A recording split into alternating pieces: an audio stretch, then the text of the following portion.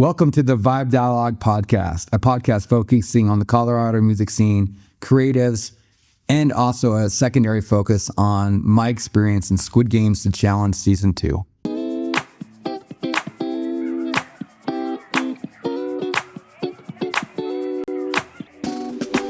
Okay, so today I'm here with Taylor Novarro, player number 158 from Squid Games. You have the shirt. That's awesome. Yeah, Mackenzie made me the sweatshirt. And I heard that you can go get your whole uniform on Etsy, but then they won't let us take it home, I know. I got my Etsy one. It's a little bluer than the green ones we wore in the game. But Did you get to take anything home from Squid Games? Did they let you take anything home? I was terrified, so I didn't take a single thing.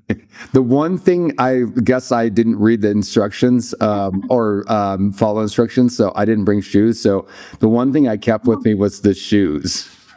You had to, because you'd been walking on set. Yeah. So Taylor, what made you want to be on that show? So I apply for every reality show I see. And I actually applied for season 1. I didn't apply for season 2. They found my application for because Studio Lamprecht does The Circle, a bunch of other Netflix ones.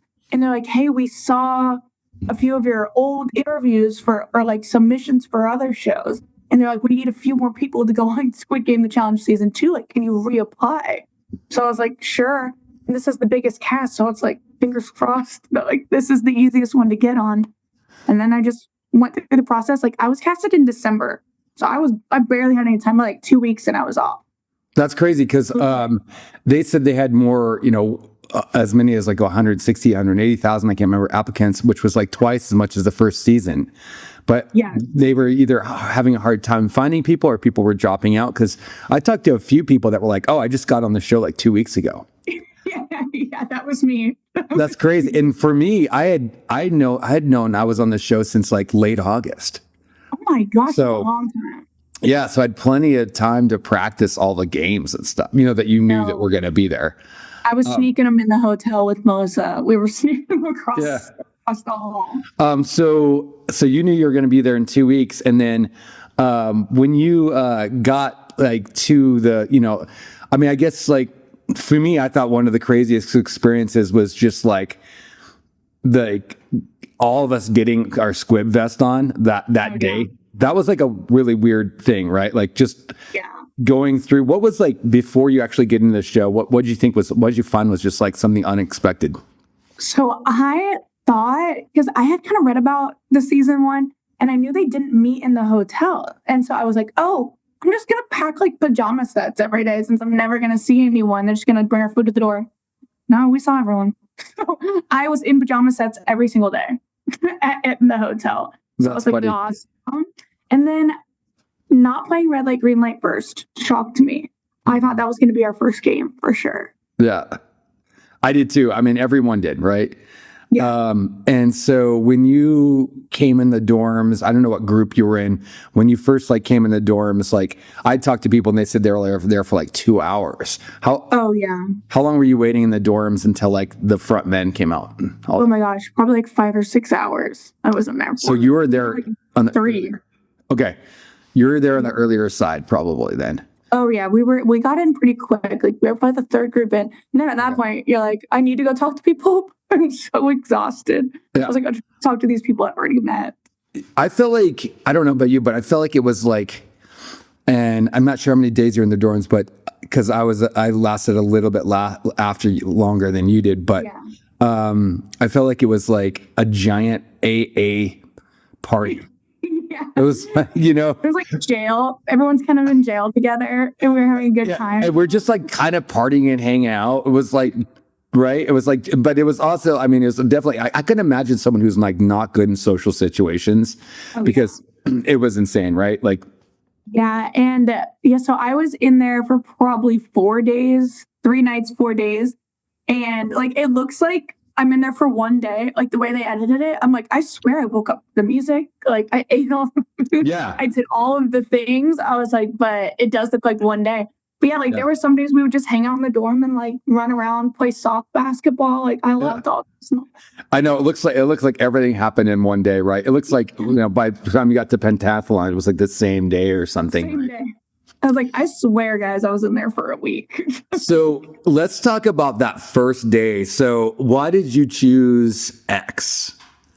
So a lot of the people I had met in the dorm and beforehand, we had all gotten close really fast because we were in there for so long for those 6 hours. And they all went X, so I went X, and we just all kind of chose we're gonna live together or die together. So we're all going X. So you know, it's funny. That's crazy. That was a totally different strategy than I had. Really? Yeah, well, so like a lot of people don't know that we were all placed in groups way ahead of time.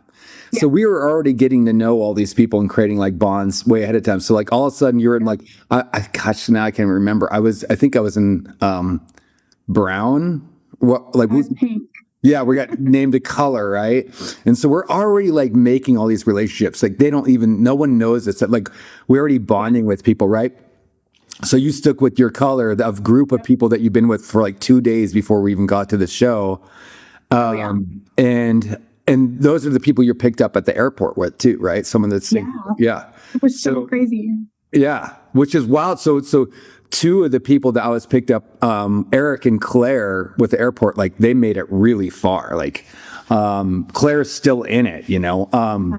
So, which is wild. Like, but yeah, so a lot of people don't know that. And then, so you're like, oh, cool, I'm just going to stay with my group.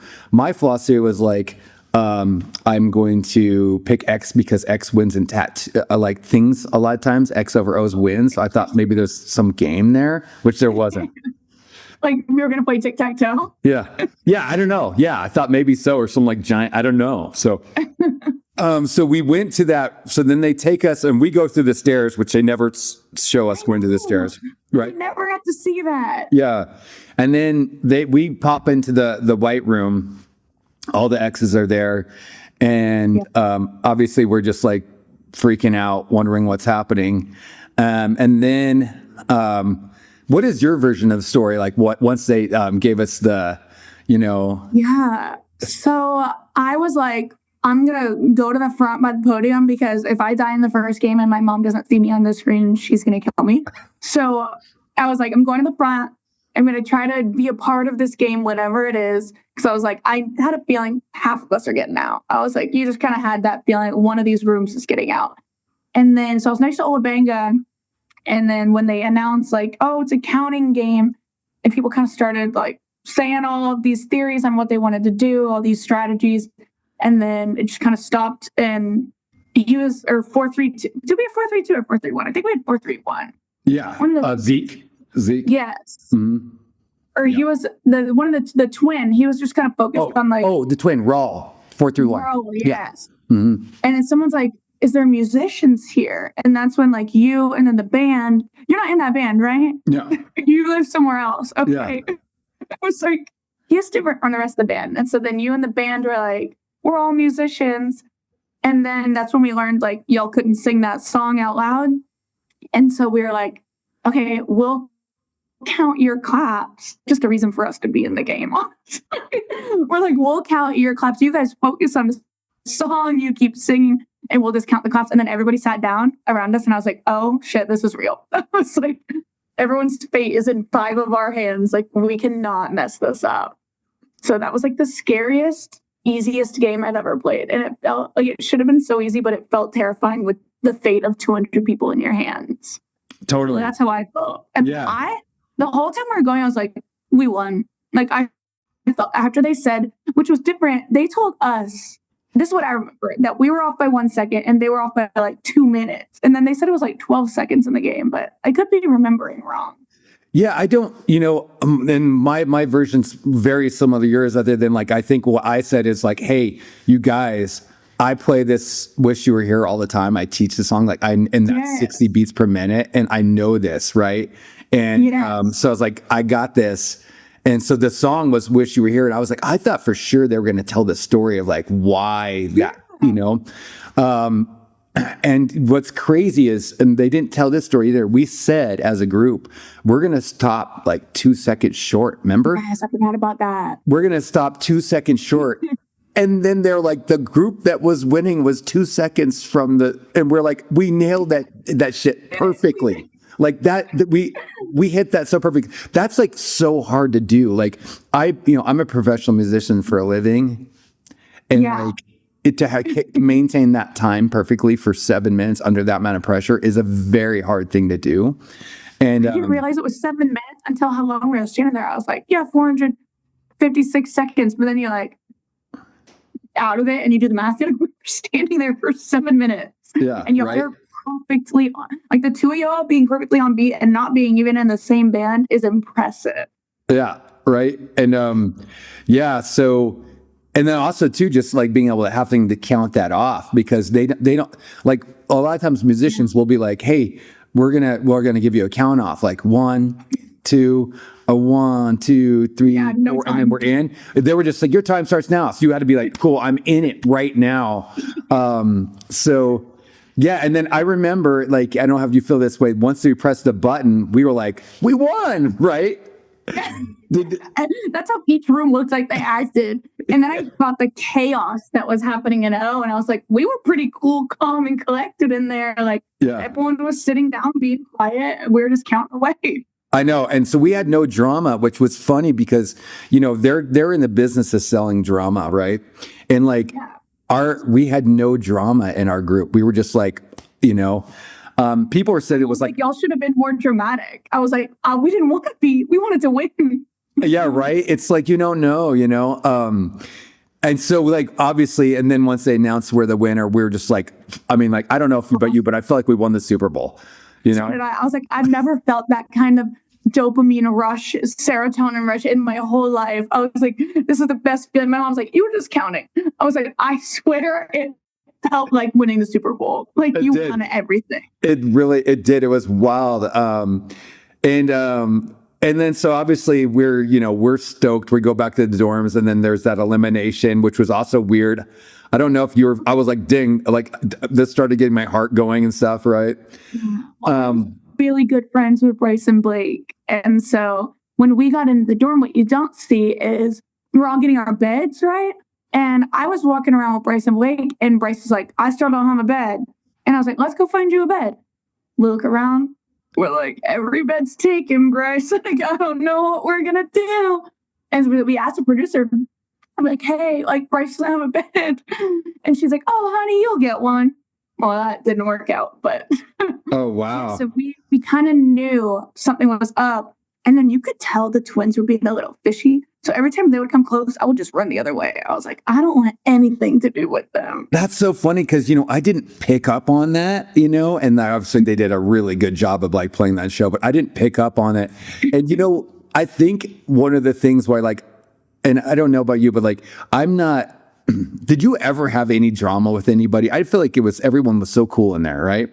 Nope. Yeah. It was surprising to be around that many different personalities from all over the world and not have any drama right away. Right. What was your reason for being there? So 1, it was my dream to go on a reality TV show. And 2, my brother and his husband are having kids right now. And I wanted to help like fund their surrogacy process. So that's what I was going to use the money for. They're going to have twins, and it's super expensive, obviously, to do IVF, a donation, like get a surrogate. And so that's what I was going to spend the money on, but didn't make it even quite close. Yeah. So we're hanging out. Obviously, all this happens, and then eventually the pentathlon happens, which is like you say, like 2 days later. Yeah. You know what order you were in that group of the pentathlon? Were you in the beginning or towards the end, or do you remember? I was my group was day 2, and all I know is like when we got out, I got to the hotel at like midnight, so we were probably a really late group day 2, and I just remember like those waiting for like 12 hours, and then you finally go in, and then they split you in half. Our other half of the pentathlon group was bawling their eyes out. We're like, it's okay. What they don't show is I look over at my group and I'm like, they're not our friends anymore. We don't know them. I was like, we have to beat them. And we really thought we had it in the bag. Like, we were like, oh, like this girl's done card stacking her whole life. Like, I played soccer, so I was going to do the like, kicking game, Ganji or whatever. Ganji. So I was like, I'd practiced that beforehand. And I was like, we're good. We ended up being like, they were still doing the ball and cup because it was Jarrell who eventually gets out in the next part because he was like took the longest. So they were still doing ball and cup as we were on House of Cards. So we were like, oh, we've got this. And then we just couldn't get the House of Cards. And so we got it. Was your team filmed on not getting the House of Cards, or were you kind of like passed over in that? Or we were passed over. We were just filmed getting out. Yeah. We did it so well. Our team did that game so well. We had no drama again. Like, we just flawlessly went through that game like nobody's business. And we're like, that was easy. And behind you. They were like I think they were on the dice game. Oh, so Ganji is the dice game. So they were on the dice game on that time. Yeah. So we were. But Jaggy is the kicking. Jaggy, yes. So cool. So did you sleep over like at all? Because we stayed in the white room that night. We didn't stay in the dorms. Did you slept in the white room? Yeah. We slept in the white room. They wouldn't allow us in the dorms because I think we'd I can't remember if we'd went through the game yet or we were waiting to go through the game. We did it, I think. But yeah, so they wanted to separate us. So yeah, we must have been on day 2 as well. And so, wait, did you not sleep in the white room at all? No, we were, we lost on day 2. And then, so we just went to the hotel. I wonder if the group that won might have slept in the room. I'm not sure. Oh yeah, maybe once we won, they moved us to day 2, so we would. Yeah, I was meaning ways. We slept in the whole white room that night. So, so that was the end of it. Then they shipped you. They put to the hotel. Were you like heartbroken after that, or? Yes. Oh my gosh. And I felt bad because the girl who did House Cards, she really did try. It's probably just like the pressure of everything, and she felt so bad. So we're like, we don't want you to feel bad, but yeah, it felt like when I saw the other team go past, I was like, I'm not ready. Like, I wasn't ready to go. I was like, and I just left half these friends that I've made all week. And when you meet with no phones, I feel like you get so close so fast. I'm like, this is my like new best friends and family. And so, yeah, I was distraught, but I never got interviewed. I never got any of the like mini interviews. I never got the like change clothes interview. And I thought after doing the counting game, like they would talk to all of us. I don't know if you got talked to. Yeah, they interviewed me a bunch of times, and none of those interviews came in. Really? Because they picked Michael, it's player 089 for the interviews because he offered more drama. Like, he was really bad at the throwing game, and then he got voted off. And like, I didn't have the drama they were looking for. Yeah. So I got interviewed a ton of times. I was involved in a lot of like parts of the show. I'm on screen a lot, but like, I'm not really, a featured character at all. That's what I feel. My hair was bright red or bright orange. And so I feel like it just really caught on the camera the whole time. Well, like and just emotionally, how did you feel afterwards? Like, how did it affect you emotionally? Like they have a therapy team that like sticks with you if you want. I've never called on them or used them, but like, did it kind of mess with you at all? I was sad going home, and so I had quit my job to come on the show. Like my job was like not cool with it, and so I was like, well, this is something I've always wanted to do, so I'm going to go do it. And so then, thankfully, I have like that Dallas Hotspots page that I run, so I kind of had like a buffer while finding a new job, and I found a better job, so we're in the clear. But I was like coming home, and year round, like no one understands what you kind of just went through for like even a week. I mean, I can't imagine like how long you were there. Probably like a week and a half, 2 weeks. What game did you get out on? I got out on Catch, which was the next major game after you. So like I lasted into the 3rd episode. Yeah. So, but like, so I don't know, like I felt like, maybe it was just because of this position, but I felt like I was like, man, I'm in a good position to like do well in this game because I helped get everyone through the game. Like, I mean, like everyone is there because I put my neck on the line to help everybody. Exactly. Right? It's like when they sent Michael home, I was like, how are y'all going to send him home after he just got all of you through the first game too? Yeah. So yeah. And then I see the twins at the front of the line. I was like, all they did was press the button. I know. All they do is press a button and they get, I know, it's like crazy. So yeah, but I thought like, I kind of like emotionally, I was kind of like, I think I was just like bummed out or something. Like it really kind of like affected me. I mean, I have a really strong constitution. I've got like, you know, a lot of cool things going on in my life. It's not like the money wasn't going to be like, you know, like it wasn't going to be one of those things that like I wasn't going to do well in life. I wanted to use the money for my nonprofit, you know. So I like the money I wanted to use was just to give back to the community. I work with children, I work with kids, you know, I work with a lot of artists. So, and I run 2 musical nonprofits, and a lot of these students and youth I work with don't have any money. So my thing was like, I'm going to give this money and I'm going to put it back into, you know, my community.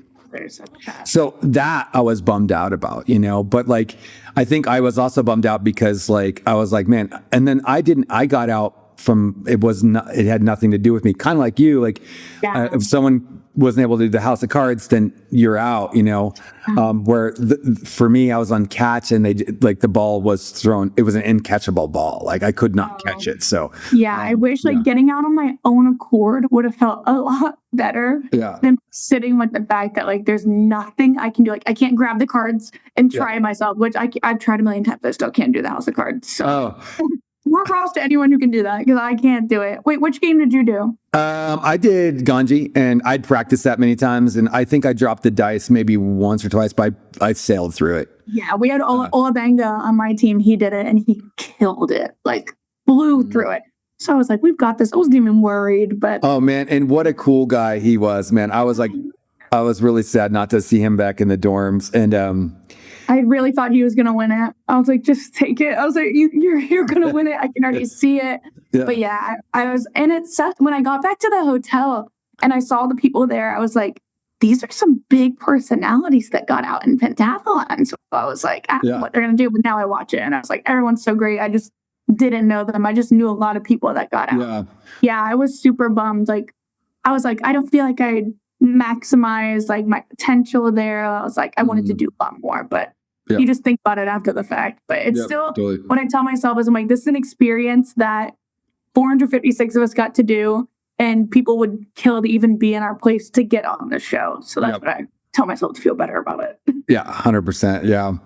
Well, I'm really glad that you were able to like be a part of that counting game with me, and I'm glad we got to experience that. I really wanted to talk to you and just like get your perspective on that. I thought that was like it's probably one of the most unique moments that will ever happen in that game, where you eliminate half the people and it's just riding on a few people. I don't think the story was told like how, you know, it's like, unfortunately that like, cause it was like really cool.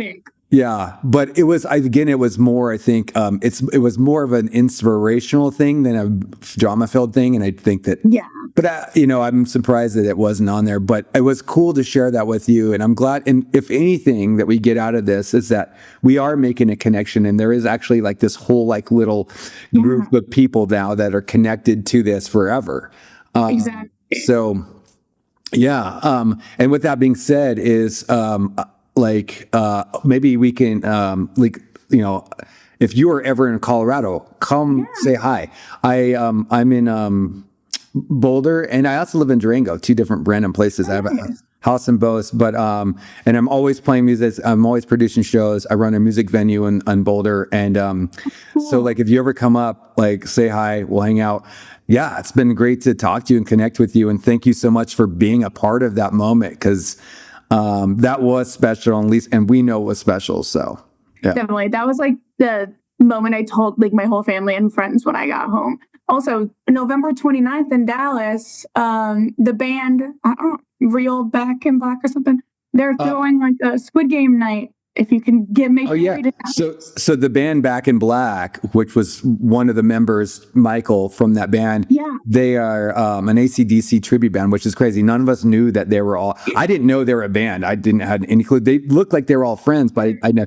Which is so they obviously so they're out of Texas. Are they in Dallas? Yeah, they're in DFW. Okay, sweet.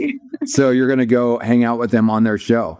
Yeah, all of the Dallas people are going to the show. How many people are there in Dallas that are? Not many. I mean, there's them, and then there's 3 others that I know of. Okay, cool, awesome. Yeah. Well, Taylor, thank you so much for your time. It's great to connect with you, and let's keep in connect. I'm sure we follow each other on Instagram and all that stuff. So, thank you for your time. It was really great to hear your voice and see you on screen. You look much different now. Thank God. Thank God. Yeah, it's not our best look there, is it? No, not even close. I'm like, I took my extensions out for that, and I dyed my hair extra orange to be seen on camera. Yeah, it's like we look all pale, and it's like, man. And then I don't know if you got sick, but I got sick. Did you get sick in there? No, thankfully I didn't. Oh man, I got some weird hand thing that I had when I got home, but other than that, yeah. Well, I'm glad you get sick. I was calling it squid flu. It was like squid flu and squid prison. Like we were in it. Oh man. Well, hey, have a great time. We were basically at 9:30. Sending love your way. Let's connect. We'll stay in touch. Perfect. Well, thank you. Good talking to you. Yeah. Bye. Bye. Thank you for tuning into the Vibe Dialogue podcast, a podcast for creatives. You can tune in on YouTube and like and subscribe and follow. That's going to help a lot. Also, you can follow me on Instagram at Jesse Ogle Music. You can follow my musical project at New Bass Theory, or you can follow me on TikTok at JBass926. We hope to see you for the next episode. Stay tuned.